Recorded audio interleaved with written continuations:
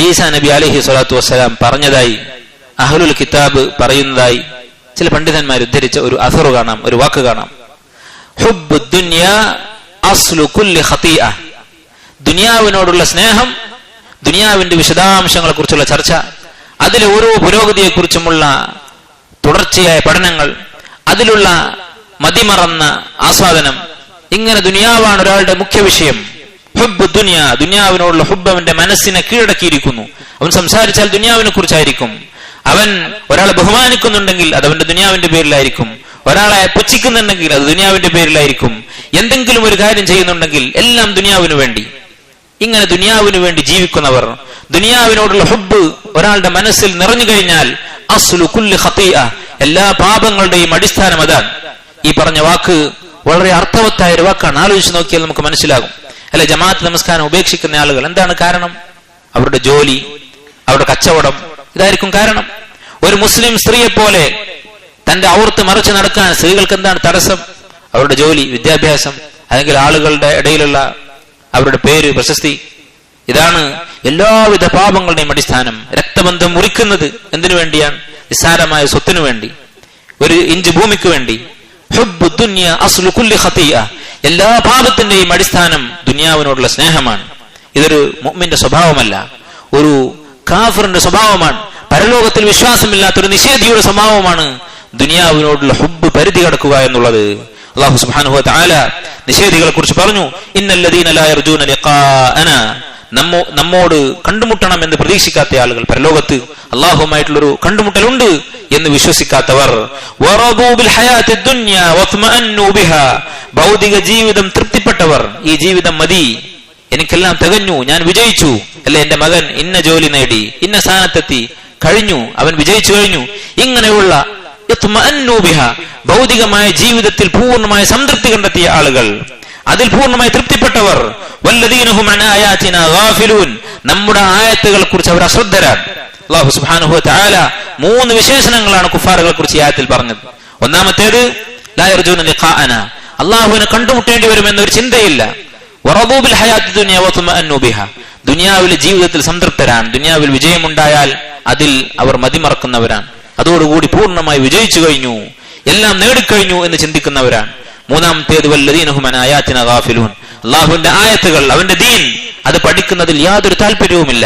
നിങ്ങൾ ആലോചിച്ച് നോക്കൂ, ഈ മുസീബത്തുകൾ, 3 മുസീബത്തുകൾ അല്ലാഹു നിഷേധികളുടെ സ്വഭാവമായി പറഞ്ഞിരിക്കുകയാണ്. ഇതിന്റെ വല്ല അംശവും നമ്മിലുണ്ടോ? നമ്മൾ ആലോചിച്ചു നോക്കേണ്ട കാര്യമാണ്. ഇങ്ങനെയായാൽ, ഇവരെ പോലെ ജീവിച്ചാൽ എന്തു സംഭവിക്കും? ഉലൈക മഅവാഹുമുൻ നാറു ബിമാ കാനൂ യക്സിബൂൻ, അവരുടെ സങ്കേതം നരകമായിരിക്കും, അവർ സമ്പാദിച്ചു കൂട്ടിയ പാപങ്ങളുടെ ഫലമായി. ഇതുപോലെ അല്ലാഹു തആല പല സ്ഥലത്ത് പറഞ്ഞിട്ടുണ്ട്. അല്ലാഹു തആല പറയുന്നു, വദരില്ലദീന ഇത്തഖദൂ ദീനഹും ലഇബൻ വലഹവൻ വഗറത്ഹുമുൽ ഹയാത്തുദ് ദുനിയ, തങ്ങളുടെ ദീൻ അത് കളിയും തമാശയുമായി കൊണ്ട് നടക്കുന്ന ആളുകൾ, ദീൻ ഒരു തമാശയായിട്ട് കാണുന്നവർ. വഗറത്ഹുമുൽ ഹയാത്തുദ് ദുനിയ, ഭൗതിക ജീവിതം അവർ വഞ്ചിച്ചു കളഞ്ഞിരിക്കുന്നു. അങ്ങനെയുള്ളവരെ നീ ഒഴിവാക്കിയേക്കുക, അവരുടെ കാര്യം ശ്രദ്ധിക്കേണ്ടതില്ല എന്ന് അല്ലാഹു സുബ്ഹാനഹു വ തആല നബി സല്ലല്ലാഹു അലൈഹി വസല്ലമയോട് പറഞ്ഞിട്ടുണ്ട്. സഹോദരങ്ങളെ, ഇതാണ് എല്ലാ പാപങ്ങളുടെയും അടിസ്ഥാനം, ദുനിയാവിനോടുള്ള സ്നേഹം. ഇന്ന് നമ്മുടെ സമൂഹത്തിൽ, പ്രത്യേകിച്ച് ചെറുപ്പക്കാർക്കിടയിൽ പ്രചരിച്ചിട്ടുള്ള യുക്തിവാദം, നിരീശ്വരവാദം, മതനിഷേധം, ഇതിന്റെ കാരണം എന്താണെന്ന് ആലോചിച്ച് നോക്കൂ. ദുനിയാവിനോടുള്ള ഹുബ്ബ് മാത്രമാണ്.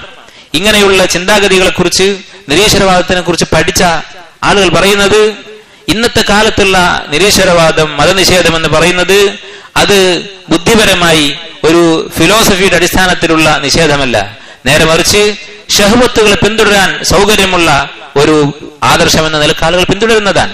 അതുകൊണ്ട് തന്നെ അതിനുള്ള പരിഹാരം ചെറിയ പ്രായത്തിൽ തന്നെ നമ്മുടെ മക്കളുടെ മനസ്സിൽ ആഖിറത്തിനെ കുറിച്ചുള്ള ചിന്ത ഉണ്ടാക്കുക എന്നുള്ളതാണ്. നേരെ മറിച്ചാണ് ഇന്ന് പല ആളുകളും ചെയ്യുന്നത്. ഇങ്ങനെയുള്ള ചിന്താഗതികൾ കൂടുതൽ തീയിലേക്ക് എണ്ണ ഒഴിക്കുന്നത് പോലെ ദുനിയാവിന്റെ മഹത്വത്തെക്കുറിച്ച് കൂടുതൽ പഠിപ്പിക്കുകയും ഇസ്ലാം ദുനിയാവിൽ കൂടുതൽ ഖൈറുണ്ടാക്കാൻ വന്ന ഒരു പ്രസ്ഥാനമാണ് എന്നുള്ള നിലയ്ക്ക് ചിത്രീകരിക്കുകയും, അങ്ങനെ ചെയ്യുമ്പോൾ സ്വാഭാവികമായും ചെറുപ്പക്കാർ ചിന്തിക്കുക എന്താണ്? ദുനിയാവാണ് അടിസ്ഥാനം എന്ന് നമ്മുടെ സംസാരത്തിൽ നിന്ന് അവർക്ക് മനസ്സിലായാൽ, ദുനിയാവിനെ കുറിച്ചാണ് നമ്മുടെ പുകഴ്ത്തൽ. നമ്മൾ ഇൽമിനെ കുറിച്ച് പറഞ്ഞാൽ ദുനിയാവിന്റെ ഇൽമാണ് അതുകൊണ്ടുള്ള ഉദ്ദേശം എന്ന് പറയും. ഇൽമിന്റെ ഫضل പറഞ്ഞിട്ട് അതുകൊണ്ട് ഉദ്ദേശിക്കുന്നത് ഭൗതികമായ ഇൽമാണ്. ഇസ്ലാമിന്റെ അടിസ്ഥാന ലക്ഷ്യം ലോകത്ത് സമ്പൂർണമായ നീതിയും സ്വസ്ഥതയും ആളുകൾക്ക് വളരെ ഐശ്വര്യപൂർണമായ ഒരു ജീവിതവും ഉണ്ടാക്കലാണ് എന്നൊക്കെ നമ്മൾ പഠിപ്പിച്ചു കൊടുത്തു കഴിഞ്ഞാൽ ആഖിറത്തല്ല ഇസ്ലാമിന്റെ ലക്ഷ്യം എന്ന് അറിഞ്ഞോ അറിയാതെയോ നമ്മുടെ മക്കളുടെ മനസ്സിൽ നമ്മൾ ഒരു ചിന്ത ഉണ്ടാക്കി കഴിഞ്ഞാൽ അവർ സ്വാഭാവികമായും ചിന്തിക്കും അതിനിപ്പോ കുറച്ചുകൂടി നല്ലത് ഇന്നത്തെ കാലത്ത് അധികാരം കയ്യിലിരിക്കുന്നത്, അതുപോലെ ശാസ്ത്രത്തിന്റെ ഉടമസ്ഥതയുള്ളത്, അതുപോലെ ഈ പറയുന്ന ഭൗതികമായ സുഖങ്ങളൊക്കെ കൂടുതൽ ജനങ്ങൾക്ക് കൊടുക്കുന്നത് നിഷേധികളാണല്ലോ, യുക്തിവാദികളാണല്ലോ, അതുകൊണ്ട് അവരുടെ കൂടെ പോകാം എന്ന് സ്വാഭാവികമായും ആളുകൾ ചിന്തിക്കും. അതൊന്നുമല്ല ഇസ്ലാമിന്റെ ലക്ഷ്യം. ഇസ്ലാമിന്റെ ലക്ഷ്യം ആഖിറത്തിൽ വിജയിക്കുക എന്നുള്ളതാണ്. ഭൗതികമായ നേട്ടങ്ങൾ കിട്ടിയാൽ അൽഹംദുലില്ലാ, കിട്ടിയില്ലെങ്കിൽ അത് നമുക്കൊരു നഷ്ടമേയല്ല. കാരണം ആഖിറത്തുമായി താരതമ്യം ചെയ്യുമ്പോൾ ഈ ദുനിയാവ് ഒന്നുമല്ല. ഈ ഒരു ബോധം നമ്മുടെ മക്കളെ ഉണ്ടാക്കുക എന്നുള്ളതാണ് ഇങ്ങനെയുള്ള ചിന്താഗതികളൊക്കെ നേരിടാനുള്ള മാർഗം. അത് ചെറിയ പ്രായത്തിൽ തന്നെ നമ്മൾ പരിശീലിപ്പിക്കണം. നമ്മൾ നേരെ തിരിച്ചാണ് ചെയ്യുന്നത്. ഒരു ചെറിയ കുട്ടിയോട് മാതാപിതാക്കളും അധ്യാപകരും ഒക്കെ എന്താണ് ചോദിക്കുക? നീ മുതിർന്നാൽ ആരാവണം? ഡോക്ടർ ആകണോ? എഞ്ചിനീയർ ആകണോ? അങ്ങനെ വല്ലതും പറഞ്ഞാൽ സന്തോഷിക്കും. നേരെ മറിച്ച് മുതിർന്നാൽ 5 നേരം നമസ്കരിക്കുന്ന, ദീനിനു വേണ്ടി ജീവൻ കൊടുക്കേണ്ടി വന്നാൽ അതിനും തയ്യാറുള്ള ഒരു അള്ളാഹുവിന്റെ സ്വാലിഹായ അടിമയായി ഞാൻ ജീവിക്കും എന്ന ഒരു ബോധം നമ്മുടെ കുട്ടികളുടെ മനസ്സിൽ ഉണ്ടാക്കുന്നുണ്ടോ?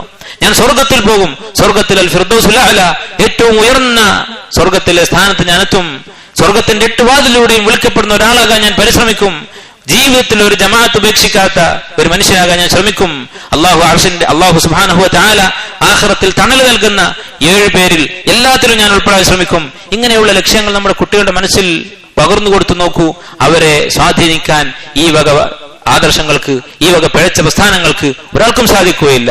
അള്ളാഹു സുബ്ഹാനഹു വ തആല ആഖിറത്ത് ഒന്നാമത്തെ വിഷയമായി കാണുന്ന, അതിനുവേണ്ടി ജീവിക്കുന്ന ആളുകളാക്കി നമ്മെയും നമ്മുടെ മക്കളെയും എല്ലാ മുസ്ലിം സഹോദരന്മാരെയും മാറ്റുമാറാകട്ടെ.